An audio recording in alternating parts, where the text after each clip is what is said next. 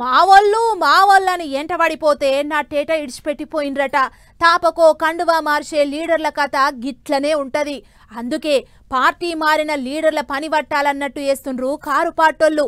ఇప్పటిదాకా ఎవలెవలైతే కారు పార్టీని ఇడిచిపెట్టిపోయిండ్రో ఆళ్ళడ్డాకు పోయి మీటింగులు పెడుతుండ్రు గులాబీ లీడర్లు. ఇక చూడుండ్రి ఈసారి ఎక్కడికి పోయినరో. లోకల్ ఎలక్షన్లు దగ్గర పడుతున్న కొద్దీ అన్ని పార్టీలు రుబడి పెంచుతున్నాయి. ఊర్ల పోంటి రాజకీయాలు రౌంసుగా నడుస్తున్నాయి.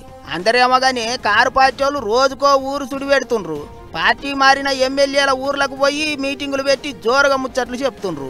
ఉమ్మడి పాలమూరు జిల్లాల నడమ గద్వాల మీటింగ్ అయింది. ఇక ఇప్పుడు అచ్చంపేటల గువ్వల బాలరాజు అడ్డాల గులాబీ మీటింగ్ జోరుగా నడిచింది.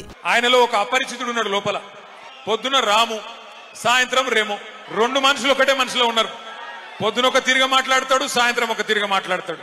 శాసనసభలో అందరి ముంగట రాష్ట్రం అంతా చూస్తా ఉంటే ఇలా రాష్ట్రం పరువు తీస్తా ఉన్నాడు ఈ ముఖ్యమంత్రి రేవంత్ రెడ్డి. ఇక ఒక్క ఊర్ల పోంటి మీటింగులే కాదు, పట్నంలో జూబ్లీ హిల్స్ బై ఎలక్షన్ ఉన్నది కాబట్టి బస్తీల పోంటి కూడా బాగానే తిరుగుతాండ్రు. వాడవాడకు పోయి బాకీ కారట్లు పంచి పెడుతుండ్రు. సర్కారోల మీద పబ్లిక్ కు పూజ గుచ్చుతాండ్రు. ఎట్లన్నా చేసి అటు సర్పంచ్ ఎలక్షన్లు ఇటు పట్నంలో ఉప ఎన్నిక రెండు దిక్కుల జోరు చూపియాలని తిప్పల పడుతుండ్రు గులాబీ లీడర్లు. మరిగా ఏ పార్టీ కూడా పెడతారో చూసుకుంటూ పోవాలి.